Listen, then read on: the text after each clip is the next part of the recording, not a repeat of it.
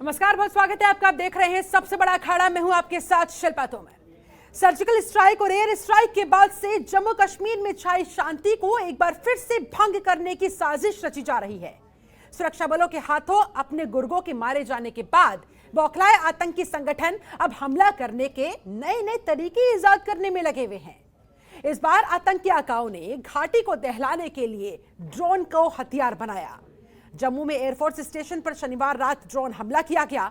इसके बाद रविवार को भी मिलिट्री कैंप में ड्रोन के जरिए निशाना बनाने की कोशिश देखने को मिली, लेकिन जवानों की मुस्तैदी की वजह से हमला टल गया। देश में यह पहली बार हुआ जब आतंकियों ने सैन्य ठिकाने पर हमले के लिए किसी ड्रोन का इस्तेमाल किया हो। ऐसे में इन ड्रोन हमलों के बाद आतंकियों का पनाहगार पाकिस्तान फिर से सुर्खियों में आ गया है, क्योंकि उरी और पुलवामा में किसने आतंकियों को शह दी थी, इससे आप भी भली भांति वाकिफ है। ऐसे में एयरबेस पर हुए हमले में पाकिस्तान की भूमिका से पूरी तरह से इनकार नहीं किया जा सकता, क्योंकि आतंकवादियों के हाथ में ड्रोन देने की हिमाकत किसने की, यह भी बड़ा सवाल है, बड़ा पेचीदा सवाल है। वहीं पुलवामा में भी आतंकवादियों ने विशेष सुरक्षा अधिकारी के घर को निशाना बनाकर उन पर गोलीबारी कर दी, जिसमें पुलिस अधिकारी शहीद हो गए। इस हमले में उनकी पत्नी और बेटी ने भी दम तोड़ दिया। इन हमलों के बाद भारतीय सुरक्षा एजेंसियां अलर्ट मोड पर आ गई है। एयरफोर्स ने इस हमले का माकूल जवाब देने की बात कही है। हालांकि अंबाला और पठानकोट एयरबेस को अलर्ट कर दिया गया है। आपको बता दें कि 370 हटने के बाद से ही घाटी में सुरक्षा बलों के चाक चौबंद इंतजाम है, जिससे पाकिस्तान से आने वाले आतंकियों की घुसपैठ ना के बराबर हो गई है। ऐसे में आतंकवादियों ने एयरबेस पर हमले के लिए ड्रोन को हथियार बनाया है। आज की चर्चा करेंगे हम इसी मुद्दे पर।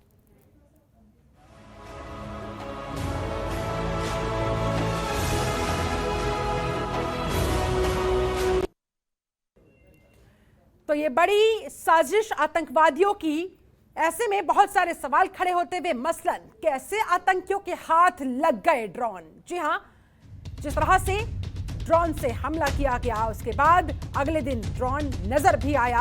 आखिरकार कैसे आतंकियों के हाथ ये ड्रोन लगे? ड्रोन हमले का क्या है ये पाकिस्तान कनेक्शन? महत्वपूर्ण सवाल। सैन्य ठिकाने पर ड्रोन अटैक, किसने की हिमाकत, किसकी इतनी हिम्मत? सैन्य हमला, एसपीओ की हत्या, क्यों बौखलाए हुए हैं आतंकी? ऐसे में इसी से जुड़ा एक और सवाल खड़ा होता हुआ, नई तकनीक से लैस आतंकवादियों से आखिर कैसे निपटेगा अब हिंदुस्तान? क्या कुछ रणनीति है हिंदुस्तान के पास? क्या ड्रोन आतंकियों का नया हथियार बन चुका है? हमले के पीछे क्या है आतंकवादियों का असल मकसद, यह जानना भी बेहद जरूरी है। फिलहाल सारी जांच एजेंसियां हिंदुस्तान की इसी सवाल का जवाब ढूंढने में लगी हुई है। नए कश्मीर की नई पहल क्या बर्दाश्त नहीं हो रही दहशतगर्दों को? यह भी बड़ा सवाल, इसका भी जवाब लेने की हम करेंगे कोशिश। हमारे साथ एक पूरा खास पैनल इस समय जुड़ा हुआ है। पैनल का मैं तारुफ आपसे करवा देती हूं। हमारे साथ बीजेपी प्रवक्ता कर्नल दयाशंकर दुबे जुड़ चुके हैं। बहुत बहुत स्वागत है सर आपका। हमारे साथ रक्षा विशेषज्ञ major general retired AK Chaturvedi ji जुड़ चुके हैं। बहुत स्वागत है चतुर्वेदी साहब आपका। हमारे साथ रक्षा विशेषज्ञ group captain retired doctor DK Pande जुड़ चुके हैं। पांडे साहब आपका भी बहुत स्वागत करती हूं। राजनीतिक विश्लेषक राहुल लाल हमारे साथ जुड़े हुए हैं। बहुत स्वागत है सर आपका। और वरिष्ठ पत्रकार रवि पाराशर भी हमारे साथ स्टूडियो में मौजूद है। आपका भी बहुत बहुत स्वागत समय निकालने के लिए, इस खास चर्चा में शामिल होने के लिए। चर्चा की शुरुआत सबसे पहले कर्नल दयाशंकर दुबे जी आप ही के साथ करना चाहूंगी। सर, अब तक हमने हिंदुस्तान में पिज्जा डिलीवरी के लिए तो ड्रोन का इस्तेमाल होते देखा था, लेकिन अब ड्रोन के जरिए ID ब्लास्ट भी किए जाएंगे क्या? ये जो हमला हुआ है सैन्य ठिकाने पर, कितना बड़ा थ्रेट आप मानकर चल रहे हैं और किस रणनीति के साथ आप आगे बढ़ रहे हैं आतंकियों को माकूल जवाब देने के लिए? दुबे साहब। डिबेट है और इसके ऊपर जब हम चर्चा करते हैं तो 2-3 बातों को समझ लेना चाहिए कि ये आज का विषय बड़ा सामरिक विषय है। और आज तक ड्रोन से आप जैसा कि कह रही हैं कि सामान पत्र और कोई छोटी मोटी चीजें भेजने का काम तो चलता था, निगरानी भी होती थी, लेकिन इस तरह का एक आर्मामेंट भेजना और उससे छत के अंदर छेद होना, ये हम सबके लिए बहुत अलार्मिंग है। अब प्रश्न ये उठता है कि क्या इसको आतंकवादी गतिविधि मानी जाए, या मेरे जैसा एक सैनिक ये सोचता है कि क्यों नहीं इसको पाकिस्तान की गतिविधि मानी जाए। और इसी के तहत NIA ने FIR दर्ज कर दिया है। एफआईआर दर्ज करके इस पर जांच भी चल रही है, आप जानती हैं। एयरफोर्स अथॉरिटीज भी लगी हुई है। जो दो लोग घायल थे उनके साथ हमारे ऑलरेडी एयर चीफ भदौरिया साहब उनके संपर्क में ही हैं और मुझे लगता है कि ये योजना पूरी चीजों का एक बार समग्र विचार करके और इसके ऊपर योजना बना करके, आप जानती हैं कि आज देश में जिस तरह का नेतृत्व है वो नेतृत्व तो कभी भी ऐसी नॉनसेंस को टॉलरेट नहीं करेगा, स्पेशली तब जहां वो किया गया है उसके बगल में हैदर्स में हेक्टर थे। मेरा मानना ये है कि अब तो सिर्फ इतनी बात है कि यदि उन्होंने इसके लिए इस्तेमाल किया है हथियार के तौर पर, तो हम भी हथियार का इस्तेमाल करेंगे। इसकी योजना बन रही है, जैसे मुफीद होगा वो कार्रवाई की जाएगी। दरअसल सवाल अब ये भी उत्पन्न होता है ना दुबे साहब कि क्या जिस तरह से आतंकी नई नई तकनीकों से लैस होते जा रहे हैं, हमारी तैयारियां उतनी है क्या? हमारे सैनिक, हमारा पूरा सिस्टम क्या उतना तैयार है? देखिए, तैयारी कितनी भी कर ले, आपको इस बात का तो शायद मुझसे अच्छा जानती हैं कि भारतीय सेना जो है देश की चौथी है और तीसरी बनने की होड़ में लगी हुई है अपनी शक्ति के बारे में। तो शक्ति प्रचार और अन्वेषण के बारे में मैं ज्यादा बात ना करके सीधी बात ये करूंगा कि आप क्यों भूल रही है। एक लाइटनिंग कंपेन की किताब है, उसको यदि हमने उठा के पढ़े तो 1971 के बाद के ऊपर लिखी गई है। अभी पुण्यतिथि थी फील्ड मार्शल सैम मानिक साहब का, और जिस तरह से वो ऑपरेशन लड़ा गया, आप इनको पता ही नहीं लगा पाकिस्तान को कि क्या हो रहा है, हमने इनका पिछवाड़ा काट के रख दिया। तो आप निश्चिंत रहें, यदि ये द्रोण से किए हैं तो इसका जवाब, ईंट का जवाब पत्थर से देना हमारी सरकार को आता है और हम उसके लिए सोच विचार कर रहे हैं। ठीक है, हमारे साथ AK चतुर्वेदी जी भी जुड़े हुए हैं। चतुर्वेदी जी, आप इस पूरी घटना को किस तरह से देखते हैं? आपको ये कितना बड़ा थ्रेट नजर आता है और क्या कुछ इस समय भारत की सरकार के द्वारा किया जाना चाहिए? क्या इस समय वक्त की दरकार नजर आती है? देखिए, मेरे हिसाब से 3-4 चीज़ों पे हम लोगों को विचार करना बहुत ज़रूरी है। नंबर 1 कि ये ड्रोन जो है क्या ये सीमा पार से आया 14.5 किलोमीटर, क्योंकि ये क्वाडकॉप जो है इसकी है रेंज इतनी, तो अगर उस पार से आया और इसमें अगर एक्सप्लोसिव RDX निकलता है तो ये शर्तिया पाकिस्तान की सीमा के परली तरफ से आया है, क्योंकि ये जो है ये बैंड एक्सप्लोसिव है और ये सिर्फ पाकिस्तान में होता है। नंबर 1। नंबर 2, तो जब ये वहाँ से यहाँ तक पहुँचा है तो ये जो है, अगर आप देखिए कि जो रेडार होता है उस रेडार में अगर हाइट होगी तो पकड़ में आ जाता है।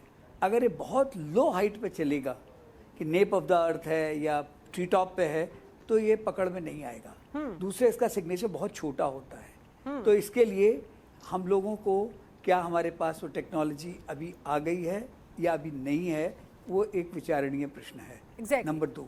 नंबर 3, जो ये इन्होंने वहाँ पे ये एक्सप्लोसिव गिराया है और छत के ऊपर उसने होल किया है, तो जो ये डायरेक्टेड एक्सप्लोसिव है, क्योंकि ये टेक्नोलॉजी इन्होंने यूज़ किया इम्पैक्ट बेस्ड एक्सप्लोजन, कि जैसे इम्पैक्ट होगा एक्सप्लोजन हो जाएगा, तो वो जो है वो शेप चार्ज होगा कहीं, तो जिससे इतना गहरा खड्डा हुआ है।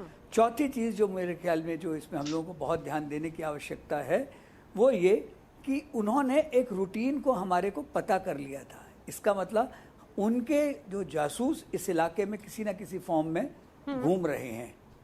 तो ये आवश्यकता है कि उनको ये चीज़ें हम लोगों को एक और गौर करने की चीज़ है।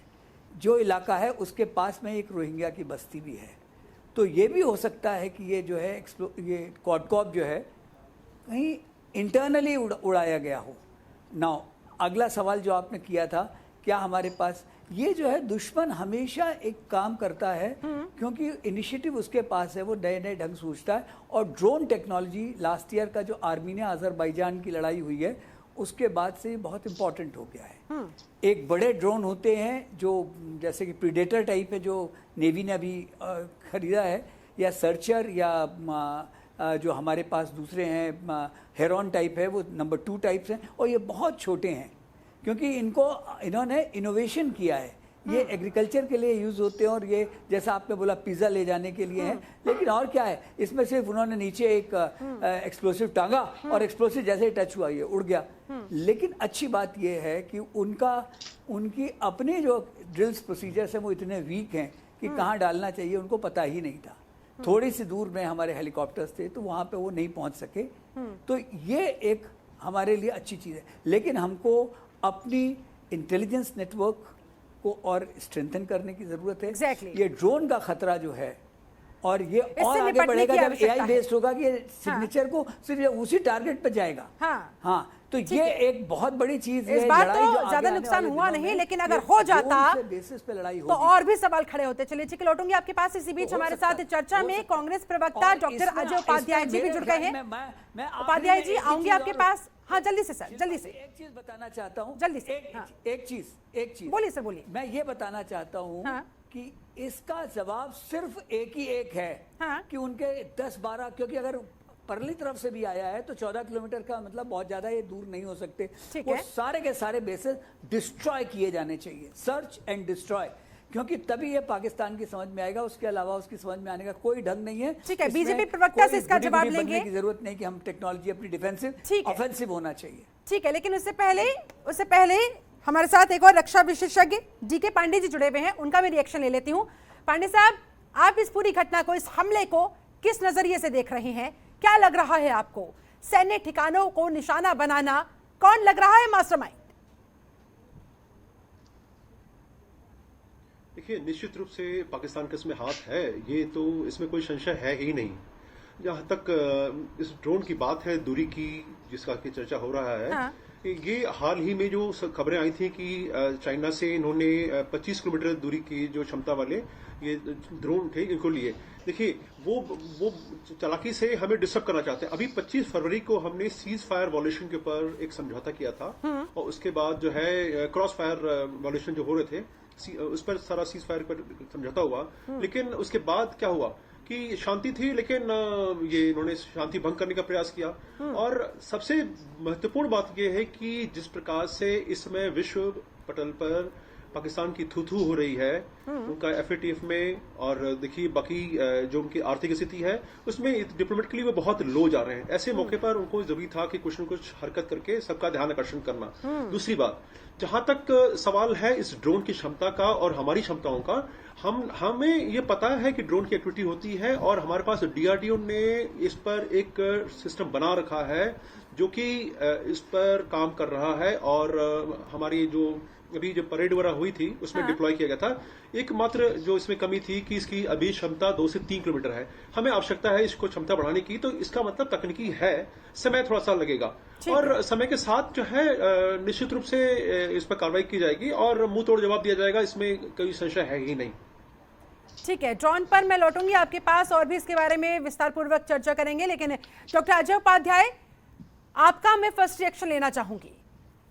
जिस तरह से हमला बोला गया, जिस तरह से कहीं ना कहीं ये चैलेंज किया गया, हिमाकत की गई, कैसे देख रहे हैं सर आप इसे, और कितना बड़ा खतरा आप इसे मानकर चल रहे हैं?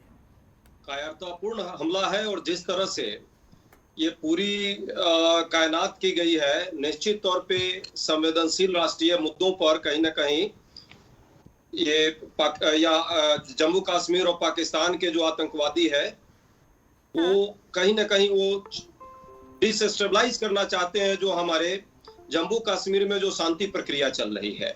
इसलिए हम सबको across the party level, Bhajpa Congress की बात नहीं है, देश की सिक्योरिटी की बात है, और वहां पे हम सब एक साथ हैं, देश के सेना के साथ हैं, सेना के बहादुरी के साथ हैं। जिस तरह से ड्रोन हमला हुआ है, निश्चित तौर पे आपने कहा भी कि ये अपने आप में ये पहला चूंकि इस तरह का हमला है, तो एक नया सिक्योरिटी थ्रेट परसेप्शन हमको मिला है। हमें इस पर भी गंभीरता से विचार करना होगा। 2 साल पहले DIG रैंक के सेना के अधिकारी थे, वो प्रेस कॉन्फ्रेंस भी किया था उन्होंने दक्षिण कश्मीर में, और बताया था कि किस तरह ड्रोन के माध्यम से कैश, ड्रग्स और हथियारों, असला भी इन लोगों ने कई बार डाला है कश्मीर के अंदर। उसी समय से ये थ्रेट कहीं ना कहीं आ रही थी, और इनपुट है सरकार के पास। इस हमले के पहले भी बहुत सारे इनपुट आए थे, जिसकी चर्चा भी बीच में कई चैनलों में आए। अब यह है कि सरकार को चूंकि आंतरिक सुरक्षा का प्रश्न है, तो इस पर वाकई ख्याल गंभीरता से रखना होगा। एक नया हमला नए अंदाज में हुआ है, और जम्मू कश्मीर की जो शांति है, जो प्रक्रिया है, जिस तरह से वहां अभी हम लोग प्रयास कर रहे हैं कि एक पूर्ण राज्य के साथ दर्जे के साथ चुनाव की प्रक्रिया हो, परिसीमन हो, उस पे प्रश्न चिन्ह लगाने का घबराहट है पाकिस्तान के आतंकवादियों का। लेकिन इससे हम लोग कहीं नहीं बैक होंगे। हम लोग जानते हैं भारत एक बड़ा जनतांत्रिक देश है और सिक्योरिटी के पर्सपेक्टिव में भी सेना यहाँ सबसे मजबूत है और सेना के साहस पर हम सबको गर्व है। दो बातें जरूर साथ में मैं जोड़ना चाहूंगा, क्योंकि मैं भाजपा प्रवक्ता का मैंने वो सुन नहीं पाया टेक्निकल गड़बड़ी के कारण। हाँ। सरकार को जरूर चाहिए कि संवेदनशीलता के साथ इन सारे मुद्दों को ले। पहले भी 18 मेजर हमले सरकार के दौरान हुए हैं, जिसमें आपने सुना भी होगा, आपने भी चर्चा की कि जैसे army camp, CRPF camp, air force station, military station, Pulwama, Pampore या पठानकोट या उरी, तो इस पर पहले से भी उन लोगों का ये कहीं ना कहीं ध्यान है। हमें उन चीजों पर ध्यान रखना है कि भविष्य में ऐसी घटना न हो, और उसके लिए यदि कोई भी इनपुट मिलता है तो सरकार का, चूंकि सेना का उसमें रोल नहीं होता है, इनपुट के अकॉर्डिंगली सरकार जो है उसको रिएक्ट करती है, तो उसको जरूर ध्यान रखना है। दूसरी बात, जो ड्रोन के टेक्नोलॉजी को कैसे काउंटर करें, जिसके लिए पहले से भी सेना के लोग आगाह कर रहे हैं हम लोगों को, तो हमें उस पर भी उस टेक्नोलॉजी को लेना है। इसमें पाकिस्तान और चाइना के एंगल को भी हमें समझने की जरूरत है। ये दोनों दुस्साहस कर रहे हैं लगातार देश में कहीं ना कहीं आतंकवादी गतिविधि को बढ़ाने का और हमारे आंतरिक सुरक्षा पर जवाब हम बीजेपी प्रवक्ता से लेंगे, लेकिन इससे पहले और भी खास मेहमान मेरे साथ इस चर्चा में जुड़े हुए हैं। राहुल लाल जी, आपका रुख करते हुए, बंद हुई घुसपैठ तो क्या ड्रोन को बनाएंगे हथियार? क्या कहेंगे? स्थिति शिल्पा जी बिल्कुल ऐसी नजर आ रही है कि इन लोगों ने ड्रोन को एक नया हथियार बनाया है। देखिए, इस पैनल में सेना के कई सारे दिग्गज यहाँ पे बैठे हुए हैं। सबसे पहले तो उन सबों को मैं सैल्यूट करता हूँ कि भारतीय सेना को जिस तरह से इन लोगों ने सेवा दी है और अभी भी भारतीय सेना जिस तरह से मजबूत है, पाकिस्तान की कोई हिम्मत और औकात नहीं है कि वो भारत को परेशान कर सके। लेकिन इस समय बहुत ज्यादा जरूरत है कि पाकिस्तान को हम लोग कितना मुंहतोड़ और जवाब दिया जाए। देखिए, पाकिस्तान को पहले भी चाहे सर्जिकल स्ट्राइक हुआ है, एयर स्ट्राइक हुआ है, जवाब दिया गया है, लेकिन सवाल उठता है कि आखिर फिर से पाकिस्तान में ये हिम्मत कहां से आती है कि वो फिर से ऐसी हिमाकत करता है। उसने ड्रोन से हमला किया है, हम लोग उसको फिर से जवाब देंगे। लेकिन यहाँ पे कुछ कमियां और कुछ खामियां हैं जिसके तरफ ध्यान आकर्षण करना बहुत आवश्यक चीज है। पहली चीज कि देखिए, अभी इस समय जब हम लोग कश्मीर के मामले पर जब बातचीत हो रही थी, बैठक हो रही थी, तो देखिए यहाँ पे काफी ज्यादा आलोचना जो है कि नेशनल कश्मीर की जो है कि महबूबा मुफ्ती की आलोचना हो रही थी कि वो पाकिस्तान की बात कर रही है, पाकिस्तान से बात करने की बात कर रही है, और हम सबों को काफी बुरा लगा था ये चीज कि कश्मीर में इतना अच्छा माहौल बन रहा है, वो पाकिस्तान के बारे में बात क्यों कर रही है। वो तो पाकिस्तान के बारे में कह रही है कि आप पाकिस्तान से बात कीजिए। सरकार ने तो पाकिस्तान से समझौता कर लिया। आपको आखिर ऐसी क्या स्थितियां दिखी थी कि आपने सीज फायर समझौता किया पाकिस्तान के साथ? हम लोगों का देखिए, आपने सीज फायर समझौता किया, आज ड्रोन हमला है। अगर हम लोग, मैं फिर से इस कहानी को कुछ साल और पहले ले जा रहा हूं, मैं सबों को ध्यान में होगा हम लोग किस तरह से इस देश में जो है कि एक हमला पठानकोट का उस समय जो है कि वो हमला हुआ था। वो डेट भी हमें याद है, 2 जनवरी 2016 का वो डेट था। और उसके 9 दिन पहले 25 दिसंबर 2015 को हमारे माननीय प्रधानमंत्री जी पाकिस्तान की यात्रा पे गए हुए थे। उन्होंने उस दिन जो है कि अफगानिस्तान में जो है कि नाश्ता किया था, दोपहर का भोजन उन्होंने इस्लामाबाद में किया था और शाम का खाना उन्होंने दिल्ली में खाया था। आप जब इस तरह से आप जाते हैं और इस तरह की यात्रा किए थे, उस समय भी विश्वासघात मिला हुआ था। आपको पाकिस्तान विश्वासघाती है जब आप इस तरह के कोई भी चीजों को करते हैं। तो आप ये उस जमाने में देखिए, हम लोगों ने काफी प्रशंसा की थी कि आपने पाकिस्तान से मोस्ट फेवर्ड नेशन का दर्जा हटा दिया था। तो फिर अब ये पाकिस्तान के साथ इतनी नरमी वाली व्यवहार क्यों? पूर्व प्रधानमंत्री अटल बिहारी वाजपेयी जी ने कहा था कि आतंकवाद और समाज साथ साथ नहीं चलेंगे। फिर ये सरकार पाकिस्तान से भी बातचीत कर रही है। सर्जिकल स्ट्राइक हुआ, एयर स्ट्राइक हुआ, नहीं एयर स्ट्राइक हुआ, बहुत बढ़िया हुआ, काफी स्वागत योग्य कदम है, बहुत शानदार चीज हुआ, इसका पूरा देश ने स्वागत किया। अभी ऐसा पाकिस्तान में क्या सुधार हो गया था कि उससे हम लोगों ने सीज फायर का समझौता किया? उसको तो हर मामले पे मुंह तोड़ जवाब देने की जरूरत है शिल्पा जी कि आप वो हिम्मत नहीं कर सके पाकिस्तान में कोई ये सोचने के लिए कि हम भारत की तरफ हम आंख उठा के भी देखें। ठीक है, और हमें पूरा विश्वास है कि सेना इसका मुंह तोड़ जवाब देगी। लेकिन क्या हमारी भारतीय विदेश नीति भी उसी मूल रूप में आक्रामक होगी? यहाँ पे मेजर जनरल चतुर्वेदी जी ने कहा कि अब वो जमाना खत्म हो चुका है और हमारी सैनिक जो है कि वो रक्षात्मक वाले पोजीशन में नहीं रहते हैं, वो आक्रामक रहते हैं। हाँ। सरकार के लिए भी आवश्यक है कि उस आक्रामकता में और पॉलिसी में उसी रूप में वृद्धि करें और उस आक्रामकता को और ज्यादा धार देने के लिए हमें अपनी टेक्नोलॉजी में भी वही धार लानी होगी। पाकिस्तान को बिल्कुल मुंहतोड़ जवाब दिया जाए, ये पूरा देश आज इंतजार कर रहा है। ठीक है, ठीक है। हमारे साथ रवि पाराशर वरिष्ठ पत्रकार भी जुड़े हुए हैं। रवि जी, आप इस हमले को किस तरह से देख रहे हैं? आपका विश्लेषण क्या कह रहा है? और ये जो 2 दिनों से ड्रोन देखे गए, एक दिन हमला हुआ और एक दिन ड्रोन दिखा। क्या ये कहीं ना कहीं घुसपैठ करने की कोशिश थी? देखिए, घुसपैठ एक बहुत स्पेसिफिक एक शब्दावली में आता है। तो जाहिर है कि ड्रोन के रूप में, जैसा आपने बताया और दूसरे हमारे साथियों ने जिक्र किया, कि ऐसा पहली बार हुआ है कि ड्रोन को एक विस्फोट के लिए, एक हमले के लिए भारत में इस्तेमाल किया गया है। लेकिन जहाँ तक मेरी जानकारी है कि वैश्विक स्तर पर 2014 में सीरिया में ड्रोन हमले की बात बड़े पैमाने पे सामने आई थी, और उसके बाद चूंकि खुफिया जानकारियां और संवेदनशील जानकारियों के प्रति आजकल सारे देशों की सरकारें बहुत सोच समझ कर कदम उठाती हैं, तो मुझे लगता है कि 2014 के बाद से शायद ही कोई ऐसा देश होगा जिसने ड्रोन हमले की आशंकाओं पर विचार नहीं किया होगा और रणनीति नहीं बनाई होगी। अभी अजय जी ने भी कहा कि 2 वर्ष पहले जो CPEC जो इलाका चाइना पाकिस्तान इकोनॉमिक कॉरिडोर से लगा हुआ जो सीमाई इलाका है, कश्मीर से जुड़ा हुआ, वहां पर ड्रग्स गिराए गए, हथियार जो गिराए गए वो चाइना में बनी हुई राइफल्स थी, भारतीय करेंसी, जाली करेंसी वहां पर गिराई गई ड्रोन के सहायता से। और न केवल ड्रोन, बल्कि अगर आप ध्यान दें तो बहुत बड़े बड़े गुब्बारे भी अंतर्राष्ट्रीय सीमा और LOC के पार से बहुत बार ऐसा मौका आया है कि भारत की तरफ हवा जब अनुकूल होती है तो हम देखते हैं कि आए हैं। तो उनका भी मकसद कुछ इसी तरीके का रहा होगा कि एक टेस्टिंग के दौर से। लेकिन सबसे महत्वपूर्ण बात यह है कि ये जो सर्वदलीय बैठक जिस दिन प्रधानमंत्री के नेतृत्व में हुई, घाटी के नेता भी थे, जम्मू रीजन के नेता भी थे, और उस दिन मैंने, आपको याद होगा कि इसी चैनल पे कहा था कि आज अगर कुछ नहीं हो रहा है तो ये बड़ी हैरत की बात है, क्योंकि खबर ये थी कि पिछले महीने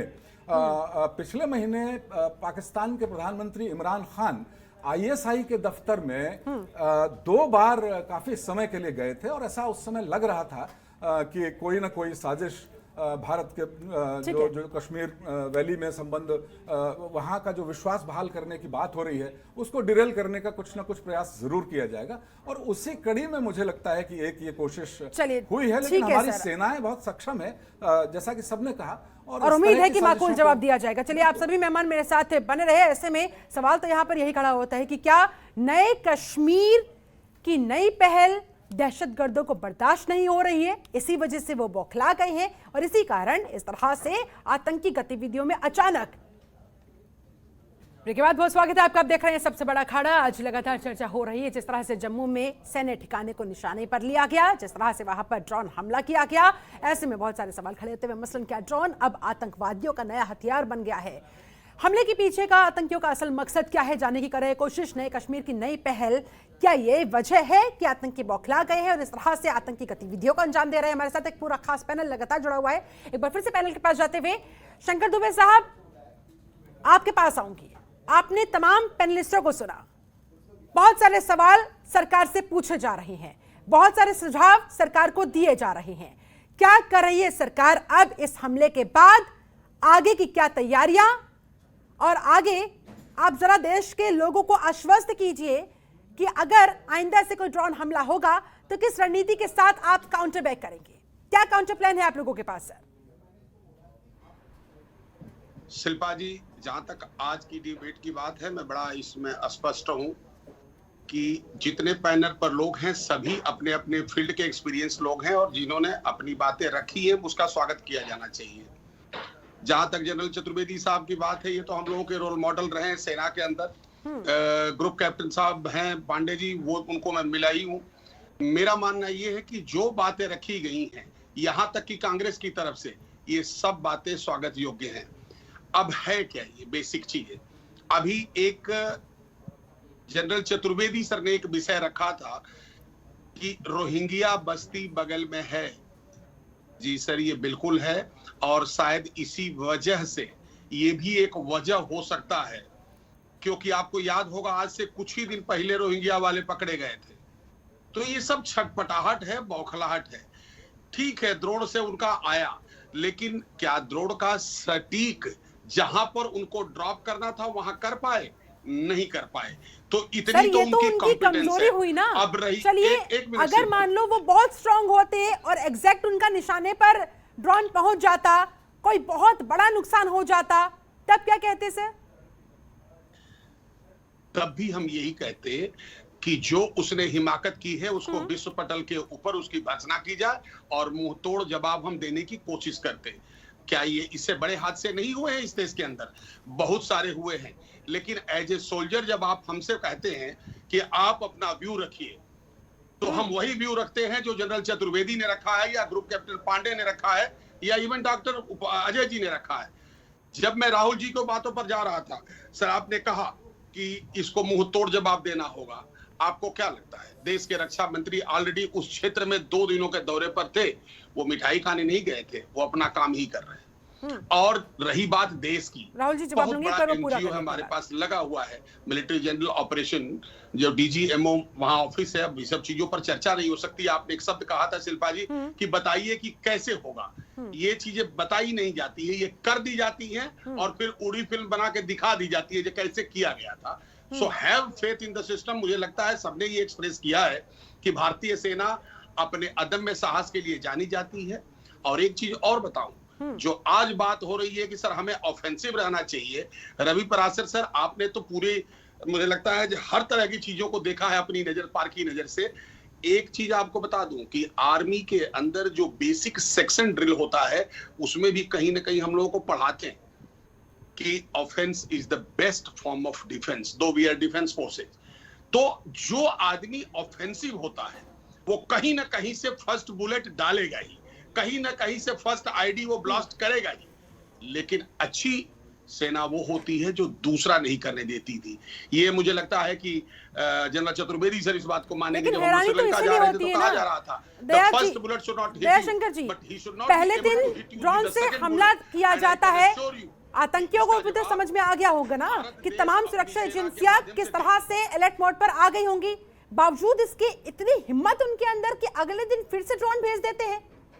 फिर वही आप इस पूरी सिस्टम को समझिए, जो वो कैसा देश है। वो देश क्रिएट ही हुआ है इस विद्रोह के नाम पर, ठिठाई के नाम पर, कत्लेआम करने के बाद वो क्रिएट हुआ है। चलिए ठीक है, जो ये तो देश बात हुई इन उस सब देश चीजों के की। साथ एक बहुत निर्दयता के टू द साथ पॉइंट छोटा create सा हुआ सवाल है। सर, छोटा सा आप सवाल, क्यों उसके भूल बाद जाते हैं? उसके बाद एक राहुल सेकंड, जी के एक पास सेकंड, मैं मैडम जाऊंगी। Shilpa ma'am, when you speak you take the answers हाँ ठीक है also. सर, आप जल्दी मत से सर, भूलिए उसके बाद कि ये जो राहुल लाल जी मैं पाकिस्तान आती हूँ आपके create पास। हुआ था कलकत्ता में, इन्होंने कत्लेआम कर दिया था, उसके वो तो इनकी नींव है। इनकी हिमाकत होती रहेगी, फिर लतियाए जाएंगे, फिर उसी पोजीशन में चले जाएंगे, ठीक है। फिर थोड़े दिन के बाद लौट आएंगे, फिर लतियाए जाएंगे। तो इनकी ये आदत बन चुकी है। और हाँ ये जरूर है कि अब जमाना बदल चुका है, ये भारत दूसरा हो चुका है, भारतीय सेना अपने मोडस ऑपरेंडी को बदल चुकी है और इनका हम जवाब देंगे। आपको क्या लगता है कि भदौरिया साहब ने बांग्लादेश से अपने सैनिकों से बात करना, अपने कमांडरों से, क्या वो चुपचाप बैठे होंगे? हाँ। उनको ऐसा लग रहा होगा कि जैसे उनको खुद ये बुलेट लगी है। सेनाध्यक्ष के ऊपर इतना मानसिक दबाव होता है, जो जनरल ऑफिसर है, चतुर्वेदी सर इस बात को समझते हैं। तो मेरा कहना यह है कि भारतीय सेना इसका जवाब माकूल देगी, जैसी आप ठीक है सबकी सर, इच्छा भारतीय है, सेना और जवाब इसको देगी, पूरे- इंतजार रहेगा। पूरा भारत देख रहा है। छोटा सा टू द पॉइंट सवाल, उसके बाद राहुल जी के पास सीधे जाते हुए, सर क्या जबरदस्त टेक्नोलॉजी से लैस हमारे देश के पास एंटी ड्रोन सिस्टम है? जरा एक बार देश के लोगों को बता दीजिए सर। उनको पाकिस्तान को न्यूट्रलाइज करने के लिए हमारे पास हर तरह की टेक्नोलॉजी है and we will fight them straight. ठीक है राहुल जी, जल्दी से आप जो सवाल पूछना चाहते हैं। कर्नल दयाशंकर दुबे की इन सब बातों से मैं कर्नल साहब के पूरी तरह से सहमत हूं कि हमारी सेना पाकिस्तान को हर समय, हर क्षण, हर सेकंड जो है कि उसको कभी भी मुंहतोड़ जवाब पूरी तरह से दे सकती है, इसमें कहीं कोई शक वाली चीज नहीं है। ठीक है, लेकिन देखिए सवाल शिल्पा जी कहां से खड़े होते हैं? सवाल तब खड़े होते हैं कि जब आप कई बार राष्ट्र सुरक्षा को चुनाव के नाम पे जोड़ देते हैं। जब आप पठानकोट का हमला होता है तब आप आईएसआई के जांच एजेंसियों को आप जांच करने देते हैं और फिर वो आपके जांच प्रक्रिया का हिस्सा बनते हैं। पुलवामा का हमला होता है तो फिर आप उसमें अलग जवाब देते हैं। तो आप उसमें चूंकि चुनाव है तो आप उसमें बहुत मुंहतोड़ जवाब देते हैं। सेना हमेशा, सेना तो कौन कह रहा है, सेना ने तो शानदार अदम्य साहस का हमेशा प्रतिमान दिया है, कभी सेना के ऊपर तो रहा ही नहीं है। तो अब तो फिर ऐसे में यह सवाल उठता है ना कि फिर इस समय हम सरकार क्या सोचेगी? सेना तो जो करेगी वो करेगी, उसके ऊपर तो कोई सवाल ही नहीं है। इसलिए राष्ट्रीय सुरक्षा को कभी भी चुनावों से हमेशा जोड़ के अगर रखा जाएगा तो फिर ये एक कमजोरी होगी जिसका पाकिस्तान लाभ लेगा। आपको एकदम बिल्कुल इस मामले में पाकिस्तान को लेकर हमारी पॉलिसी इतनी हार्ड होनी चाहिए। अभी देखिए कर्नल साहब की एक बात से और मैं सहमत हूं, इन्होंने कहा कि भारत बदला है। मैं भी एकदम सहमत हूं आपके साथ जो है कि बिल्कुल भारत बदला है, और इस बदले हुए भारत में अब पाकिस्तान उस हालत में नहीं सोच सकता कि जब चाहे तब भारत के ऊपर हम कुछ भी कर दें। एक ड्रोन तो छोड़ दीजिए, छोटा सा कोई भी चीज अगर वो सीमा पार कर रहा है तो उसके मन में वो दुस्साहस और वो डर होना चाहिए। हम लोगों को याद है कि जब उस समय पठानकोट के मामले में आईएसआई ने जांच की, फिर हमारी एनआईए की जांच एजेंसियों ने भी कह दिया कि नहीं, पाकिस्तान के जो है कि नॉन स्टेट एक्टर है वो शामिल है। इस तरह की प्रक्रिया से हमारी चीजें बाधित होती हैं। आपको खुल के स्पष्ट रूप से हर हमेशा पाकिस्तान को एक ही चीज चाहिए, और वो चाहिए उसको मुंहतोड़ जवाब जो उसके बाद के घटनाक्रम में मिला है। और हमें पूरा उम्मीद है कि सरकार भी इस बार फिर पुराने रवैये के साथ इसको और हार्ड करके पाकिस्तान को मुंहतोड़ जवाब देगी। ठीक है, जल्दी से इस पर जवाब दुबे साहब, उसके बाद में AK चतुर्वेदी साहब के पास जाऊंगी। मेरा मानना यह है कि जो आपकी इच्छा है उसके अनुरूप ही ये सरकार भी सोच रही है। आप यदि कुछ कह रहे हैं तो ये मैसेज एक देशभक्त का है, एक राष्ट्रभक्त का है। डॉक्टर उपाध्याय ने भी बड़ी अच्छी बात करी है, मैं उसकी प्रशंसा करता हूं उस बातों की। हालांकि विपक्षी पार्टी के हैं, शायद वो उसको स्वीकार न करें, लेकिन अच्छी बातें हमेशा प्रशंसा की जाती है सर। और हम लोग सक्षम हैं, और जिस फ्लेवर के साथ आप कह रहे, मैं फ्लेवर कह रहा हूं, हालांकि आइसक्रीम वगैरह में यूज होता है, लेकिन जिस फ्लेवर का टेस्ट उनको पसंद है उसी के हिसाब से हम जवाब देंगे। इसमें कोई कहीं कंफ्यूजन नहीं है, और ये जवाब दिया जाएगा। ये 1 to 1 है ना सर, हमारे ये पड़ोसी हैं, इनके साथ कोई मुरवत करने की जरूरत नहीं है। ये बहुत हो गया, सब कुछ मोस्ट फेवर नेशन, ये वो सब कुछ, लेकिन जब बात सेना के पराक्रम और सेना के साथ दुस्साहस करने की बात आएगी, they will not be spared. I can. ऐसे में चतुर्वेदी साहब, क्या अब वक्त आ गया है एक और सर्जिकल स्ट्राइक का? क्या कहेंगे आप? देखिए, हाँ, मेरा मानना ये है कि ये एक प्रोफेशनल डिसीजन है कि प्लेस, टाइम एंड फॉर्म जो रिस्पॉन्स का है, प्लेस कहाँ होगा, टाइम कब किया जाएगा और किस फॉर्म में किया जाएगा, ये आपको प्रोफेशनल्स पर छोड़ देना चाहिए। चाहे वो आर्मी, नेवी, एयरफोर्स या chairman chief of staff committee, वो लोग अपना डिसाइड करेंगे उसमें। लेकिन हाँ, देश को निर्णय ये लेना चाहिए कि इसका जवाब दिया जाएगा, नंबर 1। नंबर 2 चीज़ जो है, अगर आप इसमें गौर से देखें तो इसमें एक नई एक्सिस बनती हुई दिख रही है, चाइना, टर्की और पाकिस्तान की, जिसमें कि अगर आपने हाल में देखें कुछ एक्सरसाइजेस भी हुई हैं, चाहे अनतोलिया फॉर्म ऑफ एक्सरसाइज हुआ या मंचूरिया में एक्सरसाइज हुई है, तो ये जो है एक इनमें आपस में एक नई एक इक्वेशन बन रही है। तो डिप्लोमेसी को हमको इस नेक्सस को तोड़ना या इसका काउंटर करने के लिए तैयारी करनी पड़ेगी। और जो तीसरी सबसे महत्वपूर्ण चीज़ है कि ये एक तरह से इंसर्जेंसी को दोबारा रिवाइव करने की कोशिश की जा रही है। जैसे हम लोग इंसर्जेंसी में बोलते हैं स्टेज 1 से स्टेज 4 तक होता है, ये पहले से एक बार स्टेज 1 शुरू हो रही है कि सरकार के प्रति अविश्वास पैदा किया जाए। तो जितने इसमें जो ये हुआ है, ये हमारे इंटरनल वीकनेसेस की कारण से हुआ, वहाँ पे ज़रूर जो फेलियर हुई है उनको हमको प्लग करने की ज़रूरत है।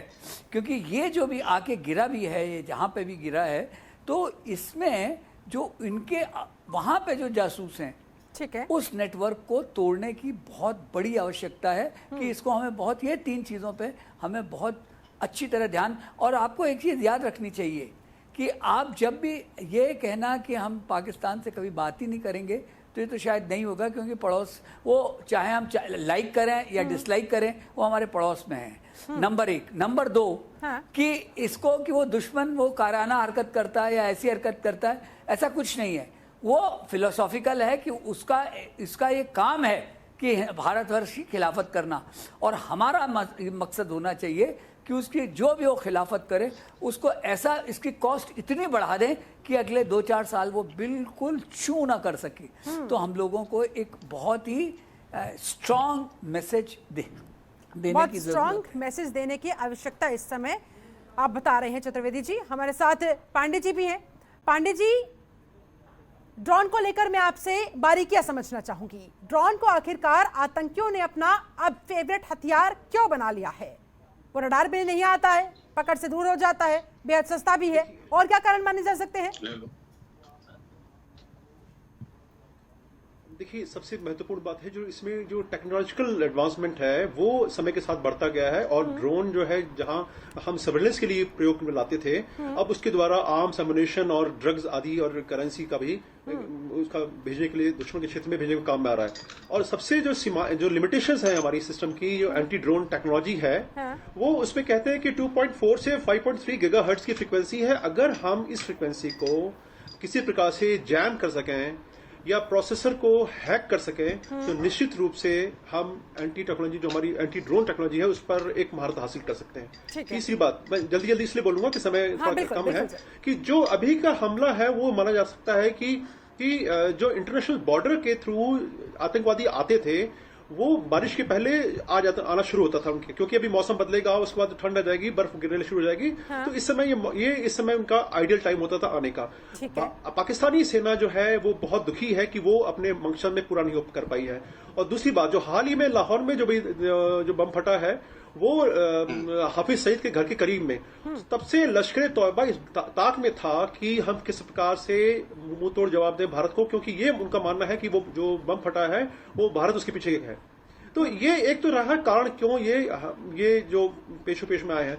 और जहां तक बात है कि ये जो अभी भारतीय सेना को परेशान करने के लिए पाकिस्तानी सेना ने जो आतंकवादी हैं उनको ड्रोन दिया है, उनको ट्रेनिंग भी दे रहे हैं। और ड्रोन की ट्रेनिंग बहुत ही कठिन नहीं होती, मामूली है, और जैसे पतंग उड़ाते हैं बच्चे उस ढंग से ड्रोन को भी कंट्रोल किया जाता है। लेकिन अभी देखिए जो हमला हुआ है, इस हमले में कुछ अचीव नहीं कर पाए वो एक जरूर सुराख हुआ है, लेकिन उनके मकसद पूरा नहीं हो पाया। तो ये निश्चित रूप से बताता है कि अभी वो कच्चे हैं इस खेल में।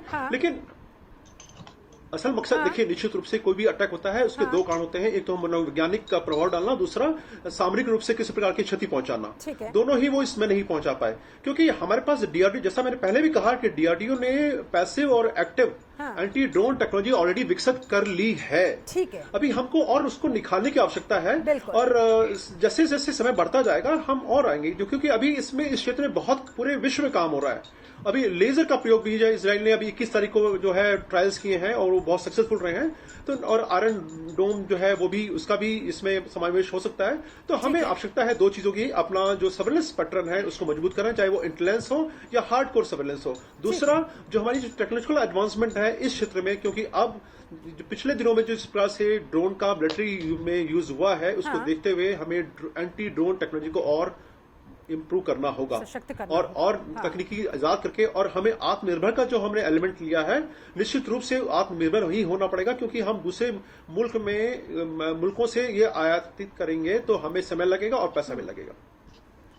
ठीक है, इन तमाम फैक्टर्स पर हमें गौर करना होगा। डॉक्टर अजय उपाध्याय, आपके पास आते हुए, जम्मू कश्मीर के अंदर और वो जो सर्वदलीय बैठक हुई महत्वपूर्ण पीएम नरेंद्र मोदी के साथ, नए कश्मीर की नई सुबह इन आतंकियों को लग रहा है बर्दाश्त नहीं हो रही है। इसी वजह से क्या आतंकी अपने नापाक मंसूबों को अंजाम देने में लग गए हैं? शुरुआत उन्होंने कर दी है, बौखलाए हुए हैं आतंकवादी, इसलिए इस तरह से अंजाम दे रहे हैं ऐसी घटनाओं को, हमलों को।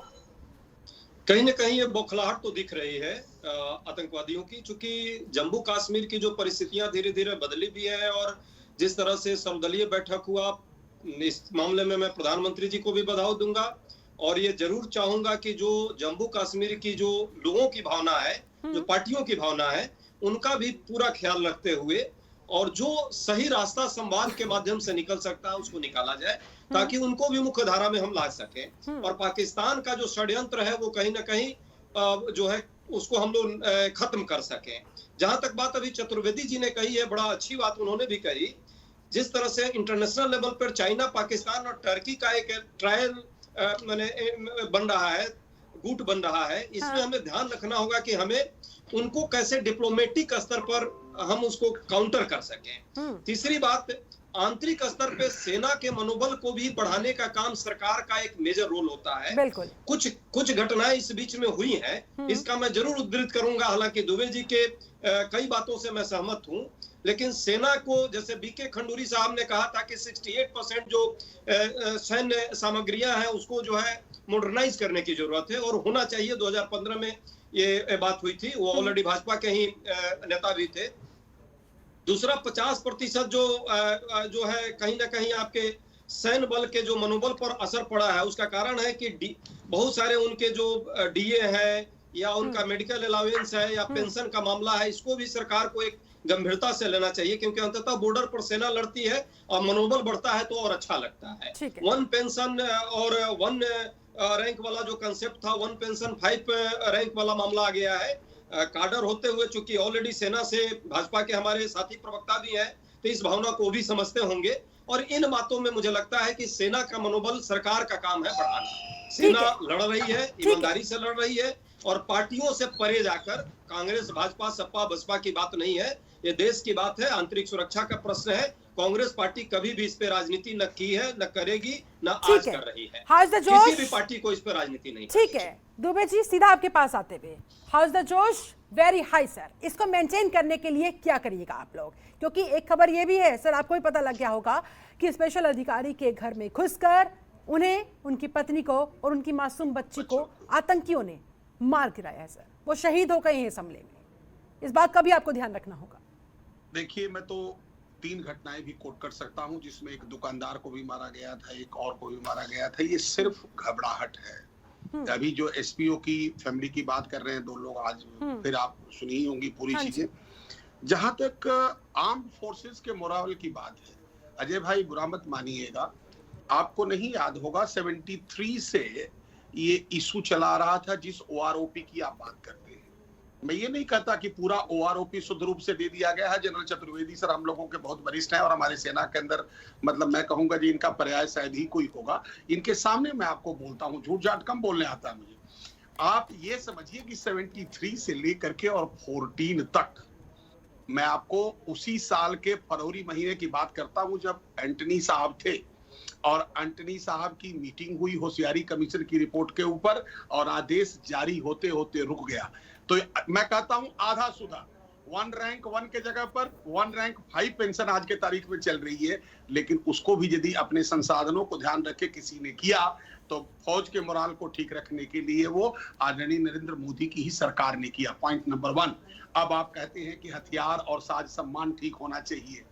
आपको पता होगा ना सर, आपके पार्टी की सरकार थी। मैं बहुत कुछ नहीं बोल सकता क्योंकि आप बहुत ही पढ़े लिखे आदमी है, इसलिए झांझावात मैं भी नहीं चाहता। लेकिन आप ही की पार्टी की सरकार थी और 11 प्रपोजल एंटोनी साहब जब अपनी सरकार छोड़े हैं तो वो पेंडिंग थे। और आज राफेल से लेकर के और सब चीजों का आप जिस तरह से देश में साजो सामान बढ़ रहे हथियार, उनकी चर्चा मैं नहीं सामरिक कारणों से करना चाहूंगा और समय भी नहीं है। लेकिन यदि किया है तो वो भारतीय जनता पार्टी ने, सरकार ने किया है। मैं आपको एक और बात बताता हूं सर, कि जब सरकारें पहले हुआ करती थी, नाम आज बुरा नहीं लेना है मुझे, तब क्या होता था कि सैनिक शहीद होते ही उसको, उसका पार्थिव शरीर नहीं बल्कि उसका सामान उसके घर पर लाके जाके दिया जाता था। मोरल को संभालने के लिए उस महान आत्मा को मैं आभार व्यक्त करना चाहूंगा श्री अटल बिहारी वाजपेयी जी की, जिनके सरकार में जॉर्ज साहब रक्षा मंत्री थे। और उन्होंने, यदि इस सरकार ने जीते जी हम लोगों को सम्मान दिया तो मरने के बाद भी सम्मान दिया और निःशुल्क वायुयान से आज शहीद के पार्थिव शरीर को उसके गांव तक पहुंचाया जाता है। इस बात में कोई दो राय नहीं है सर, लेकिन अब पूरा देश आगे देख रहा है। टेक्नोलॉजी के मामले में हम कितने अपने आप को, अपने पूरे सिस्टम को सशक्त कर सकते हैं, इस ओर देख रहा है। सर समय की कमी है, समय की कमी है सर। आप सभी से फाइनल कमेंट जल्दी जल्दी लेना चाहूंगी। ठीक है रवि पराशर, सबसे पहले अब आप क्या उम्मीद लगाए बैठे हैं, किस तरफ अब देश को आगे बढ़ना चाहिए, क्या किया जाना चाहिए? शिल्पा, इस बात में कोई दो राय नहीं है कि ये जो हमला हुआ है इसका भी मुंह तोड़ जवाब दिया जाएगा। और पहले भी जो कुछ चेष्टाएं, जो हमले, जो साजिशें पाकिस्तान की तरफ से रची गई हैं, उनका मुंह तोड़ जवाब दिया गया है। कश्मीर घाटी में भी और घाटी के उस तरफ पीओके हो या बालाकोट जैसे अड्डे हों आतंक के, तो जवाब तो बिल्कुल देंगे। लेकिन मुझे लगता है कि ये सशस्त्र जो जवाब हमले हैं या जवाबी हमले हैं, इनके साथ साथ डिप्लोमेटिक यानी कूटनीतिक जो हमले हैं वो भी पाकिस्तान पर बढ़ाने चाहिए। अभी जिक्र आया कि 25 फरवरी को युद्ध विराम हुआ, ठीक है युद्ध विराम हुआ, लेकिन पाकिस्तान जो इतिहास अगर हम देखें तो पाकिस्तान भरोसा करने वाली चीज नहीं है। आपको याद होगा कि 2003 में भी वाजपेयी जी का जिक्र आया, अभी वाजपेयी और जनरल मुशर्रफ के बीच में युद्ध विराम समझौता हुआ था, लेकिन 2003 के बाद उसका कितना अनादर निरादर पाकिस्तान की तरफ से हुआ ये भी जानने की बात। और एक और महत्वपूर्ण बात यह है कि 2 जुलाई अब आने वाली है। 2 जुलाई 1972 को शिमला समझौता हुआ था, जिसमें भुट्टो और इंदिरा गांधी ने बाकायदा शिमला में दस्तखत किए थे और ये कहा था कि पाकिस्तान अंतर्राष्ट्रीय बिरादरी से जुड़ा विवाद नहीं है, द्विपक्षीय विवाद है। लेकिन आतंकवाद को हर हाल में थामने के लिए उसे मजबूर करना होगा। ठीक है, ए के चतुर्वेदी जी, आपका फाइनल कमेंट जल्दी से चाहूंगी सर। मेरा तो मानना यह है कि हमको दो चीज़ों में सेक्शनाइज करनी चाहिए प्रॉब्लम। पहला तो ये कि इसका जवाब एक प्रोफेशनल ढंग से दिया जाना चाहिए, जिसमें कि टाइम, प्लेस एंड फॉर्म, ठीक है, वो आर्मी अपना डिसाइड करे, नंबर 1। ठीक है। नंबर 2, कूटनीतिक स्तर पर हमको एक ऑफेंसिव और ज्यादा करना चाहिए। FATF से उसको निकलने नहीं देना है। ठीक है। और टर्की, चाइना और पाकिस्तान की जो एक एक्सिस बन रही है, इसका काउंटर करना ही चाहिए। तीसरा, हमारी जो टेक्नोलॉजीज हैं वो और आत्मनिर्भरता में बढ़नी चाहिए, वो मजबूत होनी चाहिए, सुरक्षा के लिए खुद मुख्तार बन सके। ठीक है, ठीक है। डॉक्टर DK पांडे जी, आपका फाइनल कमेंट।